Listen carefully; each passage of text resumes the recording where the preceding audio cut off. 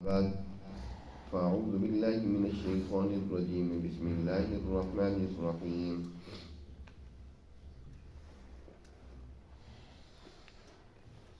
حتى إذا جاء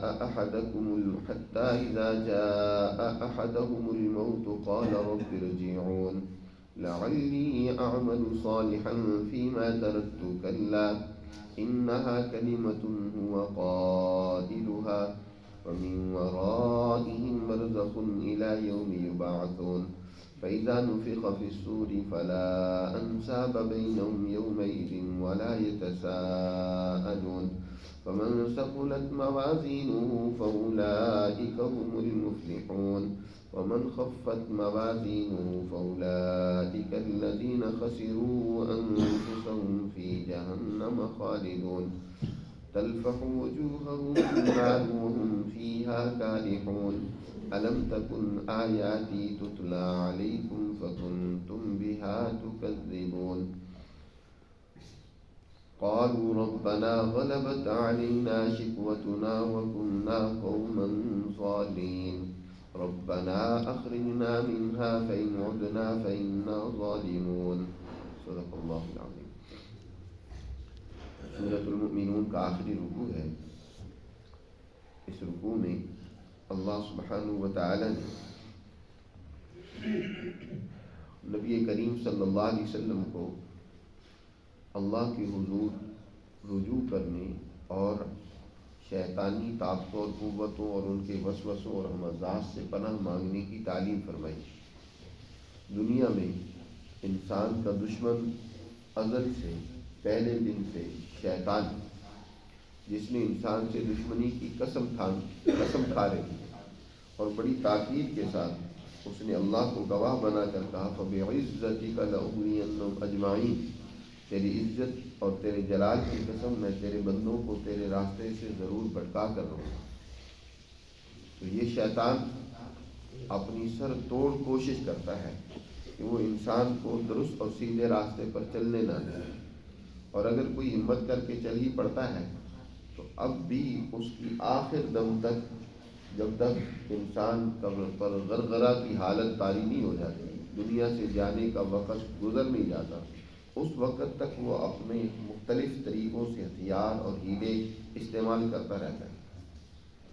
پیر شیخ عبدالقادر جیلانی رحمۃ اللہ علیہ کے بارے میں آتا ہے، ایک دفعہ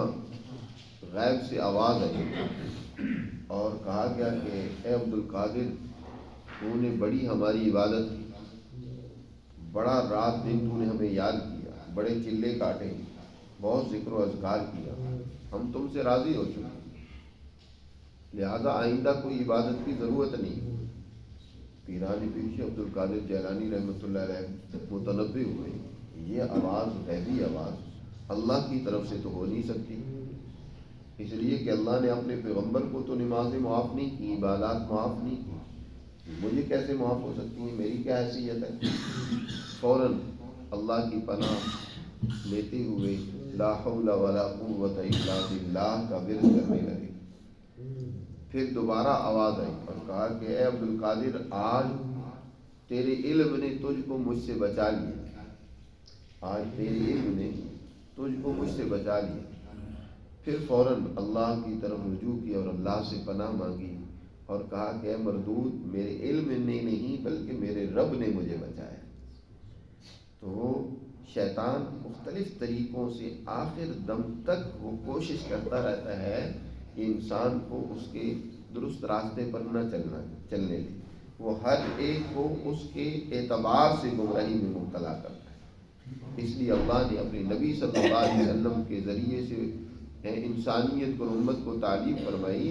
کہ اللہ سے یوں دعا کیا کرو رب اعوذ بک من ہمزات الشیاطین، اے اللہ ہم شیطانوں کے وسوسوں سے پناہ مانگتے ہیں،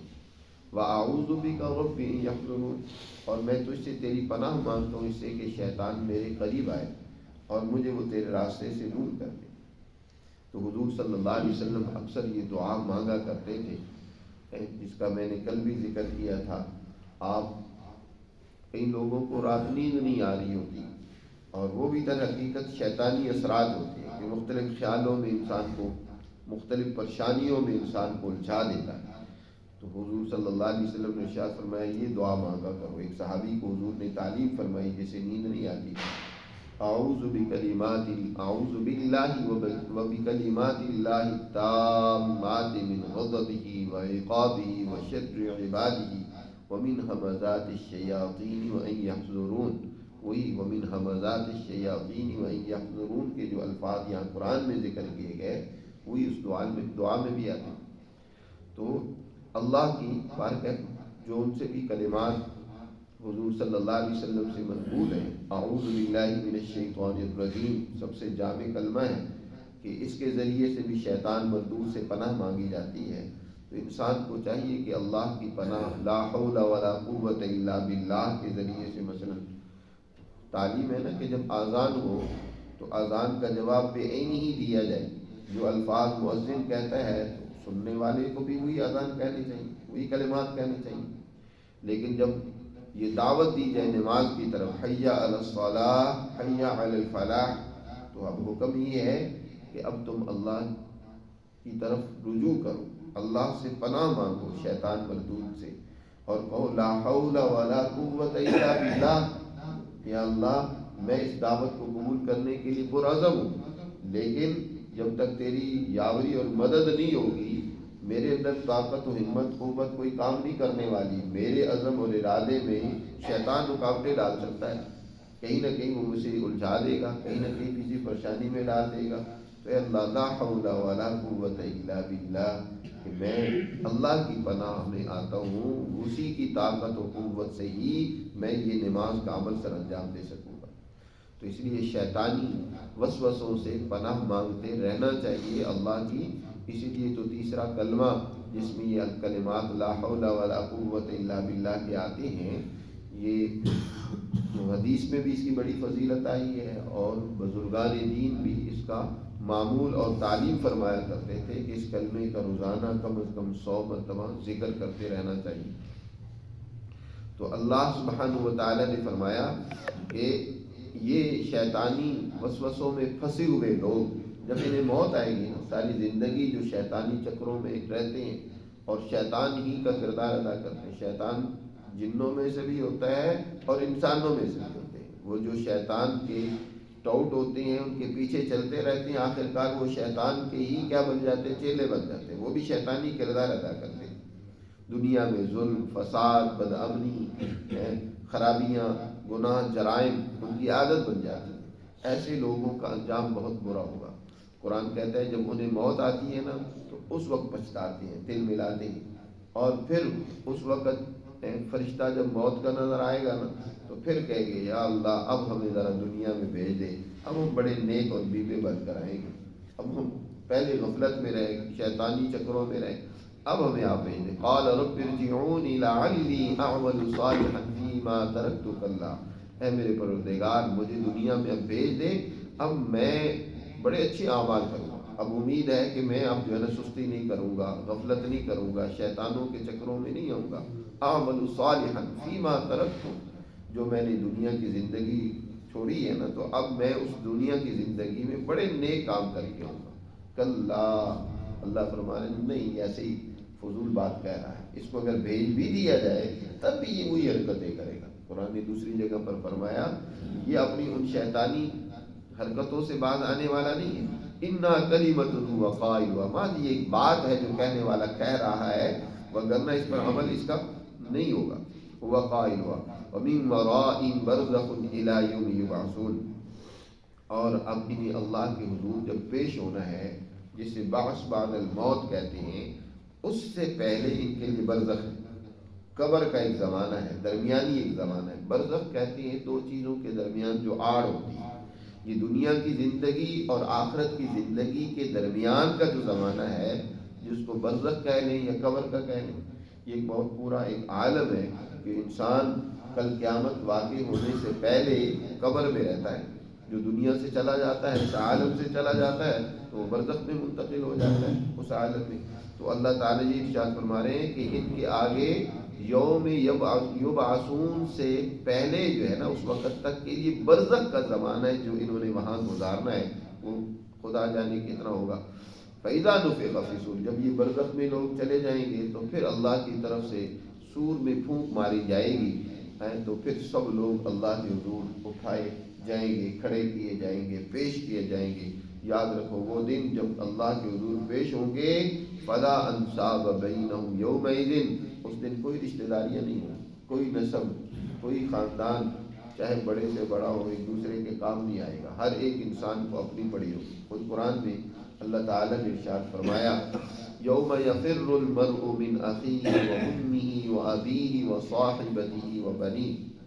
جس دن ماں اپنے بیٹے کو چھوڑ دے گی، یفر المرء من اخیہ، انسان اپنے بھائی کو چھوڑ دے گا، اپنی اولاد کو چھوڑ دے گا، وصاحبتہ وبنیہ، اپنی بیوی کو، اپنی اولاد کو، کنبہ قبیلہ والوں کو، سب کو چھوڑ کر اپنی فکر میں ہوگا۔ ماں بلا رہی ہوگی، اولاد بلا رہی ہوگی، لیکن کوئی کسی کی بات سننے والا نہیں ہوگا، ہر ایک کو اپنی فکر لگی ہوگی اس دن۔ یاد رکھو دنیا کی یہ نسب چاہے کتنا ہی اونچا ہو، پیغمبر کا نسب سب سے اونچا ہوتا ہے، لیکن حضرت نوح علیہ السلام کا بیٹا ہے، اس کا عمل غلط ہے، تو باوجود غلط عمل ہونے کے بھی، باوجود غلط یعنی نسب اعلیٰ ہونے کے، حضرت نوح کا بیٹا ہے لیکن غلط عمل ہے، تو کہا لیس من اہلک، اے نوح یہ تیرے اہل میں سے نہیں ہے، یہ نہیں بچے گا، آج اللہ کے عذاب میں یہ پکڑا جائے گا، اس کو سزا ملی۔ لوط علیہ السلام کی بیوی اور اہلیہ غلط ہے، اس کا عمل درست نہیں ہے، تو باوجود اس کے کہ پیغمبر کی اہلیہ ہے لیکن عمل ٹھیک نہیں ہے، تو وہ ایک نسبت جو اہلیہ ہونے کی ہے وہ کام نہیں آئے گا۔ دنیا میں بھی جب اللہ کی گرفت آتی ہے، حضور صلی اللہ علیہ وسلم نے خود فرمایا اپنی بیٹی کو، یا فاطمہ بنت محمد، اسی طرح یا صفیہ عمت محمد، اے صفیہ محمد صلی اللہ علیہ وسلم کی پھوپھی، اے فاطمہ محمد صلی اللہ علیہ وسلم کی صاحبزادی، لا اغنی عنک من اللہ شیئا، یاد رکھو اللہ کی گرفت ہوگی تو میں بھی تمہارے کام نہیں آؤں گا، اس لیے اپنے اعمال کو ٹھیک کرو، اپنے عمل کو درست کرو۔ تو انسان کے وہاں اعمال دیکھے جائیں گے، اس کا خاندان نہیں دیکھا جائے گا۔ ہاں عمل کے ساتھ اچھا عمل ہے، اس کے ساتھ پھر نسب بھی مل جائے تو پھر تو کیا کہنا، نور علی نور ہے، ایک اچھا عمل ہے، اور پھر نبی پاک صلی اللہ علیہ وسلم سے نسبت بھی ہے، مثلا حضرت فاطمہ کی بڑی شان ہوگی اس حوالے سے کہ عمل بھی ٹھیک تھا، بڑا اونچا عمل تھا، اور پھر حضور کی لگتے جگر بھی ہیں۔ اسی طرح حضور صلی اللہ علیہ وسلم کے ساتھ جو باقی نسبت رکھنے والے لوگ، اور ان کا عمل ٹھیک تھا، عمل بھی ان کا درست تھا، تو ان کے لیے ایک الگ اعزاز تو ہوگا، اس کی وجہ سے ایک بڑی عزت ہوگی، کیونکہ انہوں نے اپنے عمل کو بھی ٹھیک کیا اور حضور سے وہ نسبت بھی حاصل ہوگی۔ تو یہ تو ایک نور علی نور والی بات ہے کہ اللہ نے ڈبل فائدہ ان کو پہنچایا۔ لیکن اگر صرف نسب ہو، عمل ٹھیک نہ ہو، تو یاد رکھیں وہ کام آنے والا نہیں ہے، باوجود اس کے کہ حضور صلی اللہ علیہ وسلم کے سگے چچا خواجہ ابو طالب خدمت بھی بڑی، آخر دم تک حضور سے بڑی محبت اور پیار بھی رہا، حضور کے لیے بڑی دشمنیاں بھی مول لی، اس وقت کے ابو جہل اینڈ کمپنی ان کی مخالفتیں بھی بڑی جھیلی، حضور کا ہر موقع پر ساتھ دیا، لیکن کلمہ نہیں پڑھا، آخر دم تک حضور صلی اللہ علیہ وسلم نے آخر دم تک بڑی کوشش کی کہ میرے کان میں ہی کلمہ پڑھ لیں تاکہ کل قیامت کے دن میں اللہ کے حضور آپ کی سفارش کر سکوں گا، لیکن نہیں پڑھا۔ قرآن میں اللہ تعالیٰ نے اس واضح طور پر فرمایا کہ آپ کے اختیار میں نہیں ہے کسی کو مسلمان بنانا، وہ نسب کسی درجے میں تو کام آئے گا کہ ان کو جو ہے سزا ہلکی ہوگی، ذرا کم درجے کی ہوگی، لیکن یہ کہ بالکل سزا سے بچ جائیں ایسا نہیں ہے، ٹھیک، وہ سزا ہوگی بدعملی کی۔ تو اصل چیز عمل ہے، تو عمل جب تک درست اور ٹھیک نہیں ہے تو اس وقت تک خود قرآن کیونکہ یہ بات کہہ رہا ہے، فرمایا فلا انصاب بینہم، ان کے درمیان ان کے نسب کام نہیں آئیں گے، ان کے کسی فائدے کے نہیں ہوں گے، یوم دن اس دن، ولا یتساءلون، اور نہ ہی ایک دوسرے کے بارے میں پوچھا جائے گا کہ اچھا غلطی اس نے کی تھی تو تم مجرم ہو، تم نے کیوں نہیں اس کو روکا۔ باپ بیٹے کا جواب دے نہیں ہوگا، بیٹا باپ کا جواب دے نہیں ہوگا۔ خود قرآن نے دوسری جگہ پر فرمایا وَلَا تَزِرُ وَازِرَةٌ وِزْرَ أُخْرَىٰ، ایک کا بوجھ دوسرے پر نہیں ڈالا جائے گا. جس نے جو جرم کیا ہے اسے ہی سزا دینی ہوگی، بھگتنی ہوگی، اسے ہی جو ہے نا جواب دینا ہوگا. ولا یتساءل فمن ثقلت موازینہ، اس دن جس کے اوزان اعمال کے وزنی ہو گئے، اچھے اعمال تھے اس نے اور اس کا ترازو نیک اعمال والا بھاری ہو گیا، فاولئک هم المفلحون، یہی لوگ در حقیقت فلاح اور کامیاب لوگ ہیں. اس صورت کے آغاز میں بھی اللہ نے ارشاد فرمایا قد افلح المؤمنون، ایمان والے فلاح پانے والے ہیں، کامیاب ہونے والے ہیں. پھر ان کی صفات ذکر کی، کون سے ایمان والے؟ 7 صفات اللہ نے بیان فرمائی ہیں جن کا بارہا ہم نے تذکرہ کیا. یہاں پھر آخر میں فرمایا کہ جن کی یہ نیک اعمال غالب ہوں گے، زیادہ ہوں گے اور برے اعمال کم ہوئے، تو ایسے ہی لوگ ہیں فلاح پانے والے، کامیابی انہی کے لیے. فمن ثقلت موازینہ فاولئک هم المفلحون. اور ومن خفت موازینہ، جن کے نیک اعمال ہلکے ہو گئے، تو فاولئک الذین خسروا انفسهم، یہ لوگ ہیں جنہوں نے اپنا نقصان کیا اور یہ جہنم میں ہمیشہ رہیں. تلفح وجوہهم النار، اور جہنم کی آگ ان کے چہروں کو جھلسا رہی ہوگی. وہم فیہا کالحون، اور اس جہنم میں دانت نکالے ہوئے ہوں گے. کالح عربی میں کہتے ہیں جس آدمی کے ہونٹ بالکل پیچھے چلے جائیں، سکڑ جائیں اور دانت اس کے باہر نکل آئیں جی، تو ایسی حالت ہوگی جیسے یوں کہنے کے بعض دفعہ مطلب منہ بسور لیتا ہے، کوئی بری انتہائی بری حالت اسے پیش ہے تو جیسے منہ بنا لیتا ہے، اس کو بھی عربی میں کالح کہتے ہیں. یعنی اس وقت ان کی حالت ایسی ہوگی کہ ہونٹ سکڑے ہوئے، دانت نکلے ہوئے اور ان کی بہت بری حالت ہوگی. اور اس حالت میں اللہ کے حضور کل قیامت کے دن جہنم کے اندر ان کو ڈالا جائے گا اور اللہ کی طرف سے سخت سزا کا فیصلہ سنایا جائے گا. اور عربی میں اس کا ایک دوسرا معنی بھی آتا ہے کہ ہونٹ ان کا ایک لمبا کر دیا جائے گا، بڑھا دیا جائے گا. جیسے کہ حدیث میں آتا ہے نا، جہنمیوں کی ایک ایک عضو کو اس طرح بڑھا دیا جائے گا تاکہ زیادہ سے زیادہ سزا ان کو ملے. اوپر والا ہونٹ بہت کھینچ دیا جائے گا اور نیچے والا ہونٹ بھی بہت زیادہ کھینچ دیا جائے گا پاؤں تک، تاکہ اسے زیادہ اذیت اور تکلیف پہنچے. تو فرمایا وہ جہنم میں ڈالے جائیں گے اس حال میں کہ وہم فیہا کالحون، ان کے دانت نکلے ہوئے ہوں گے اور وہ ہونٹ جو ہے وہ لمبے ہوئے ہوں گے یا سکڑے ہوئے ہوں گے. اور پھر ان سے ڈانٹ کر پوچھا جائے گا کہ الم تکن آیاتی تتلی علیکم، تمہارے پاس دنیا میں ہماری آیات تعلیمات آئی تھی تو تم نے ان پر عمل کیوں نہیں کیا، ان کو سمجھا کیوں؟ میرے عزیز دوستو، رمضان کا مہینہ اللہ کی آیات کو سمجھنے، سننے اور اس پر عمل کرنے کا مہینہ ہوتا ہے. اسی لیے تو جو 2 ہی رمضان کے مہینے کے سب سے اعلیٰ بڑے اعمال 2 ہی، رات کا قرآن، دن کا روزہ. رات کو اللہ کا قرآن سمجھیں، سنیں جی، اور دن کو روزہ رکھیں.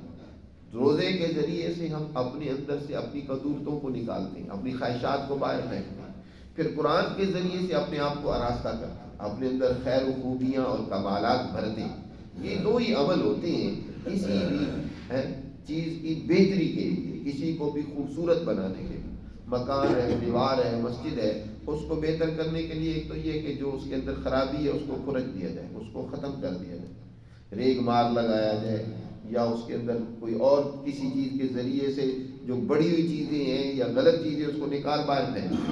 اور پھر دوسرا یہ ہے کہ اس کے اوپر کیا پینٹ کیا جائے، اسٹیپر کیا جائے، کلی کی جائے، کچھ بھی کی جائے تاکہ وہ مزین و آراستہ ہو جائے تو مکان خوبصورت ہو جاتا ہے. اسی طرح انسان کے لیے بھی یہ 2 عمل ضروری ہے. اپنے اندر سے بد اخلاقیوں کو نکالیں، خواہشات کو باہر پھینکیں، اور وہ دن کے روزے کے ذریعے سے ہوگا. اور رات کو اللہ کا قرآن سنیں، سنائیں، پڑھے اللہ کے قرآن کو، تاکہ اس کے ذریعے سے اس کے اندر جو ہے وہ کلی اس کے دل کے اوپر چڑھے، اس کے دل کے اوپر اللہ کے قرآن کی عظمت پیدا ہو، اس کے جو کمالات ہیں وہ اس کے اندر داخل ہو. تو یہ کل قیامت کے دن جہنمیوں سے پوچھا جائے گا کیا تم نے میری آیات سے فائدہ اٹھایا یا نہیں اٹھایا؟ ہم نے تمہیں قرآن دیا، آیات دی، اور تم غفلت میں پڑے رہے. ان آیات کی تشریح انشاءاللہ کل کریں گے. اللہ ہمیں سمجھ نصیب فرمائے.